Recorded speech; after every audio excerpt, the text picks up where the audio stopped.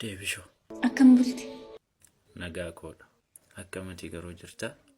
Jira. Akkamitti qotas gabbuufte? Akkam garuu waa'een koo kun akkam si dhiphisaa? Ati mucaa kolfa jaallatu. Mucaa naamusa gaarii qabdudha. Guyyoota lamaan kana garuu haala gaarii keessan jirtu. Ati keessa jirtu beekee sirreessuu dhabaadhus. Yeroo kanatti si bira dhaabbachuun barbaada. Deebishoo waan argana nama rakkisu miti. Waan salphaadha. Akkas naan hin jedhin. Waan ati na waliin dadhabdee tasan dagadhu. Yoo namni waan xiqqoo si godhe ati harbisitee ilaaluu jaallatta miti. Ati walumaa guddaan irraa qabda. Garuu an nama carra qabeessa akkamiidha? Hundaafuu ati baga gammadde. Ani immoo kaleessa waa'ee keef jedhee. Nama meeqa waliin walitti bu'aa oliika. Akkam? Maalin godhare? Tole maal godhaa jetteen immoo? Akka isaan lammatatti hin deebineef isaaniin akeekkachiisaa oole.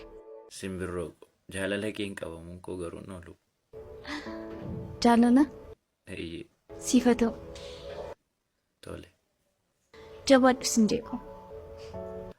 Sin immoo viidiyoo kana follow like copy link gochuudhaan na jajjabeessaan sinin jedhaa galatoomaa sinin jaala.